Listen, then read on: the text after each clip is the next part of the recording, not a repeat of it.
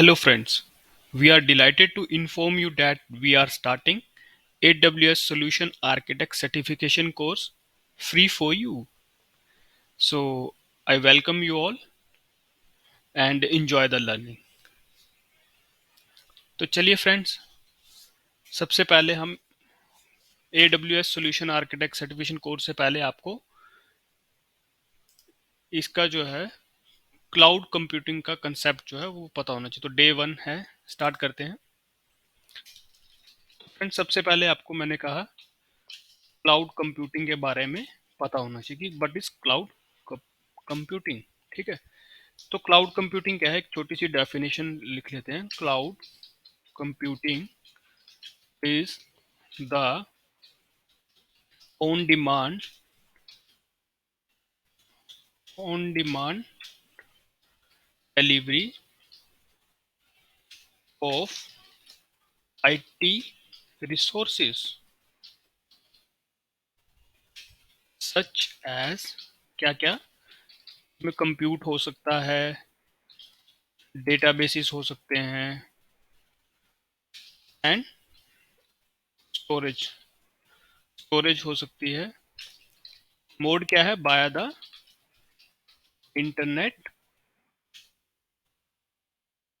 With पे as you go policy या गो pricing, ऐसे भी बोल सकते हैं आप। ठीक है, तो कहने का मतलब क्लाउड कंप्यूटिंग क्या है। Cloud computing is the on demand delivery of IT resources such as, let's suppose कि आपको एक सर्वर चाहिए, तो आप क्या करेंगे, आप आईटी रिसोर्स की एक डिमांड करेंगे, ठीक है, क्लाउड पे, और आपको कंप्यूट मिल जाएगा। ठीक है, आपको सपोज लेट सपोज आपको एक डेटाबेस चाहिए, सेम प्रोसीजर है। आप क्लाउड मतलब आप मोड कौन सा यूज कर रहे हो, एडब्ल्यूएस कर रहे हो, गूगल का क्लाउड है आपके पास, या फिर माइक्रोसॉफ्ट का एज्योर है, ठीक है, वो that depends upon you. But cloud में आपको ऑन डिमांड सर्विस का होता है, जिसको हमने बाय इंटरनेट से एक्सेस करते हैं, एंड मॉडल जो है वो विद पे एज यू गो प्राइसिंग। ठीक है, ये इसका मॉडल ये है, आप जितना यूज करोगे उतना ही आपको पे करना है, राइट। तो फ्रेंड्स, एक छोटी सी हम लुक डालते हैं। पहले पहले क्या होता था, ट्रेडिशनल डेटा सेंटर। ठीक है, तो ट्रेडिशनल डेटा सेंटर में क्या था, आप इसकी मतलब बात करें तो ये है 10 to 15 ईयर्स बैक। ठीक है, 10 से 15 साल पहले कैसे था, ट्रेडिशनल डेटा सेंटर में क्या हुआ करता था, कैसे था। चलो इसको एक छोटी सी डायग्राम बना के समझते हैं।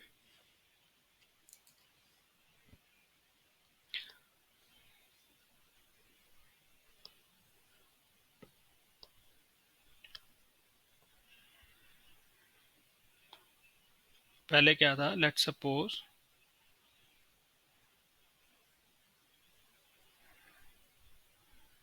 ये आपका कोई फिजिकल सर्वर है। ठीक है, इसको आप बोल सकते हो फिजिकल सर्वर। ठीक है, एक बार मैं इसका फॉन्ट चेंज कर लेता हूँ।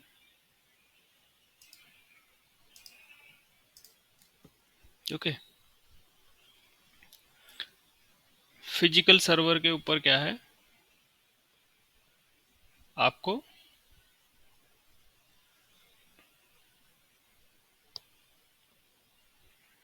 ओएस इंस्टॉल करना पड़ता था। ठीक है, ओएस हो गया आपका विंडोज या फिर आपका लाइनेक्स।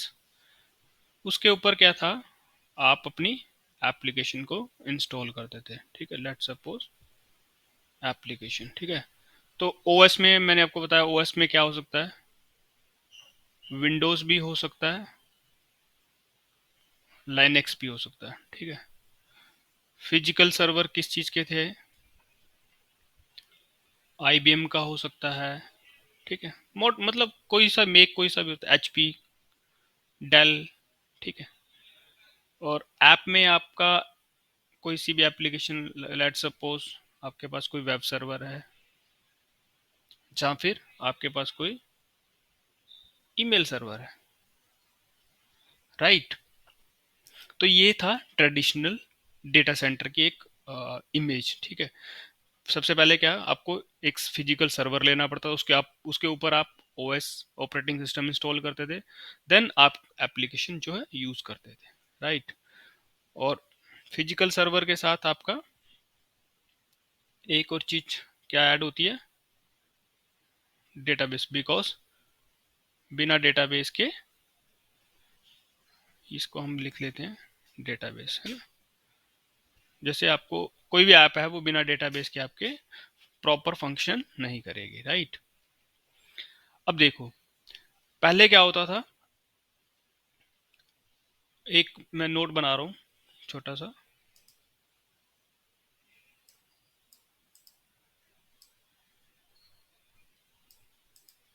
एक टर्म है जो आपको पता होनी चाहिए,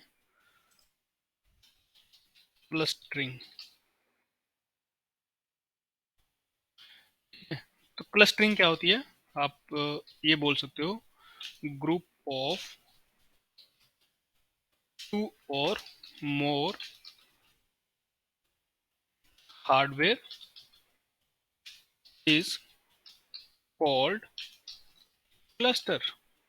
ओके, तो यहाँ पे क्लस्टरिंग का एक कंसेप्ट आएगा, इसलिए मैंने एक नोट बनाया। क्लस्टरिंग क्या होती है, ग्रुप ऑफ टू और more hardware is called clustering, ठीक है। तो पहले क्या होता था, अब देखो, लेट सपोज इसमें आपका फिजिकल हार्डवेयर जो है फेल हो गया, तो आपका एप्लीकेशन तो डाउन टाइम क्या होगा, आपका एप्लीकेशन तो आपकी बंद हो जाएगी, ठीक है। तो आपके पास रिडंडेंसी नहीं बचेगी। तो ट्रेडिशनल डेटा सेंटर में रिडंडेंसी के लिए क्या करते थे, आपको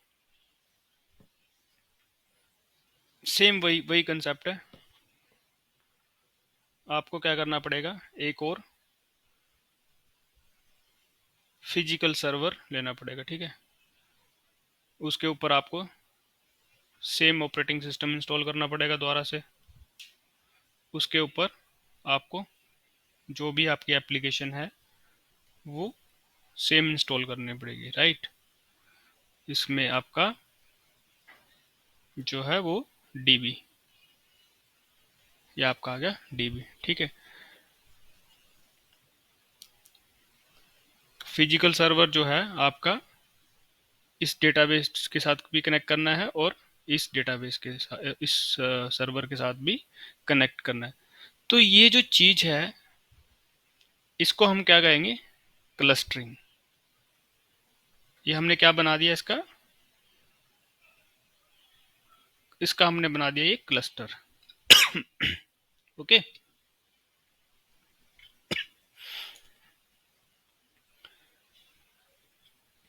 तो अब इसमें चैलेंजेस क्या है, ठीक है, हम लोग वो डिस्कस करते हैं। चैलेंजेस क्या है, देखिए,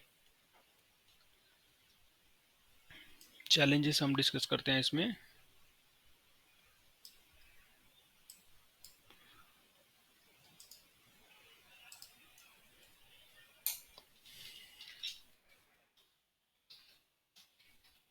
challenges with traditional center। Okay, तो क्या आपको क्या चैलेंज लग रहा है, देखिए मैं आपको थोड़े से बताता हूँ चैलेंज। सबसे पहले system resources were under utilized. कहने का मतलब क्या है, जब आपका दूसरा हार्डवेयर फेल ही नहीं होगा, ठीक है, जो आपका पहला वाला हार्डवेयर है वो आपका फेल ही नहीं हुआ, तो दूसरा सर्वर जो आपने क्लस्टरिंग जिसके जो हार्डवेयर आपने दूसरा यूज कर रखा है वो तो आपका अनयूटिलाइज रहेगा, उसका कोई यूटिलाइज ही नहीं होगा। Okay. Point number two, difficult to manage. आपको ये तो सिंपल सी चीज है कि वो डिफिकल्ट तो हो ही जाएगा, क्योंकि आपको दो हार्डवेयर मैनेज करने हैं, दो ऑपरेटिंग सिस्टम मैनेज करने हैं, दो एप्लीकेशन मैनेज करनी है, दो डेटाबेस मैनेज करने हैं एक ही चीज को रन कराने के लिए। Okay. Number three, number three में आपका क्या आएगा, high cost. High cost of maintenance. Simple सी बात है,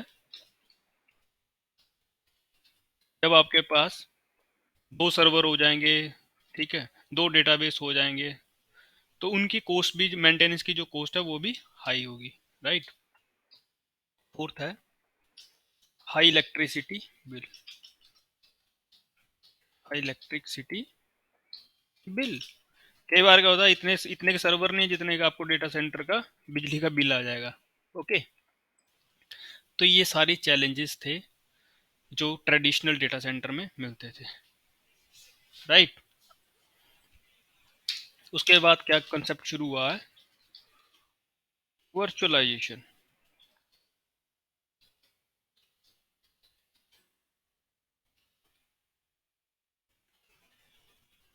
ठीक है, वर्चुअलाइजेशन का कंसेप्ट जो है स्टार्ट हुआ।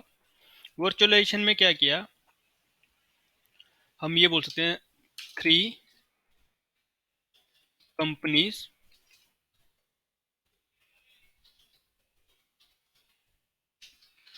started working on the concept of virtualization।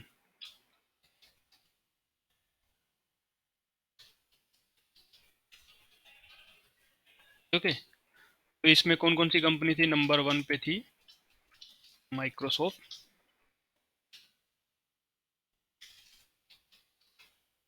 Number two पे थी VMware, नंबर थ्री पे थी जेन, राइट।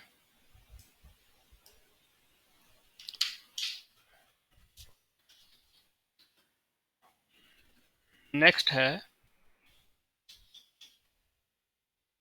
हाइपरवाइजर। ठीक है, जो वर्चुअलाइजेशन में जो है वो सबसे इम्पोर्टेंट कंसेप्ट है हाइपरवाइजर। तो हाइपरवाइजर बेसिकली है क्या, इसको आप ये बोल सकते हो, इट इज ए सॉफ्टवेयर, बोल सकते हो सॉफ्टवेयर विच स्टार्ट, या फिर इनिशिएट भी बोल सकते हैं, विच स्टार्ट और विच इनिशिएट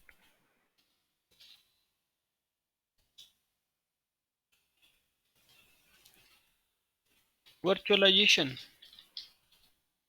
ठीक है, हाइपरवाइजर क्या है, ये एक सॉफ्टवेयर है जो स्टार्ट करता है वर्चुअलाइजेशन को। इसमें दो टर्म्स आती हैं, one is SDN. SDN, SDN क्या है, एसडीएन है आपका सॉफ्टवेयर डिफाइंड नेटवर्क। दूसरा कंसेप्ट क्या आता है आपका, एसडीडीसी। ये क्या है, सॉफ्टवेयर डिफाइंड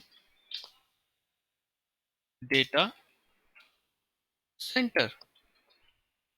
ओके, तो ये इसकी हाइपरवाइजर की जो है दो टर्म्स हैं। ओके, नेक्स्ट हम लोग स्टार्ट करते हैं अब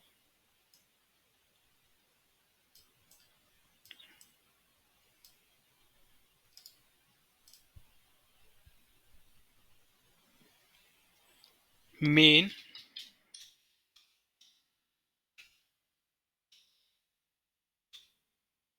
मेन हाइपरवाइजर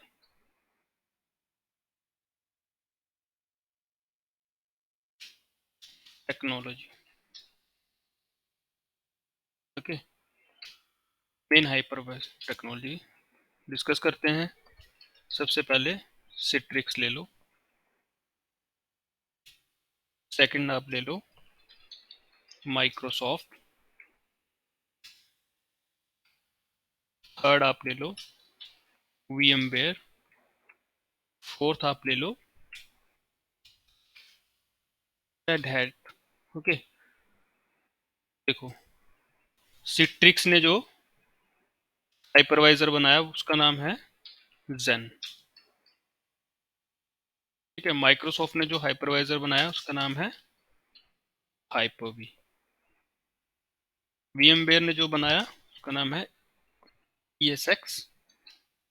अभी ESXi भी चल रहा है,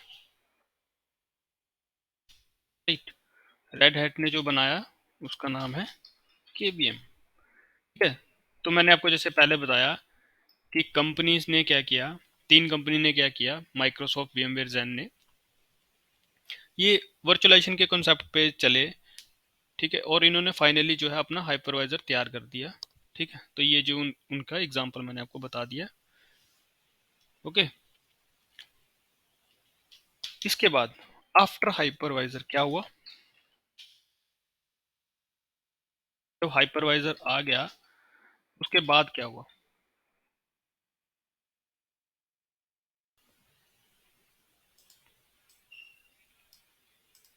तो हाइपरवाइजर आने के बाद एक डायग्राम से समझते हैं इसको। अब क्या होने लगा?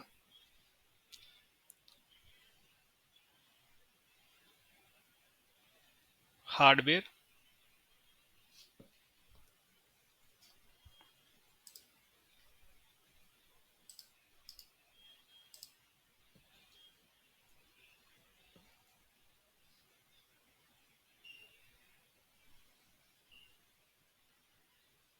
ये आपका क्या आ गया?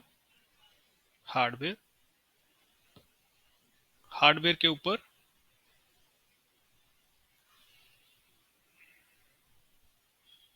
Hypervisor, hypervisor. ठीक है, अब OS का कोई रोल ही नहीं रहा इसमें। ठीक है, इसके ऊपर हाइपरवाइजर, और हाइपरवाइजर के बाद आप जो है अपनी वर्चुअल मशीन बना सकते हो। ठीक है, हाइपरवाइजर के बाद आपने क्या किया? VM, virtual machine. Virtual machine वो डिपेंड करता है आपके हार्डवेयर के कॉन्फ़िगरेशन के ऊपर कि कितने VM वो ले सकता है। ठीक है,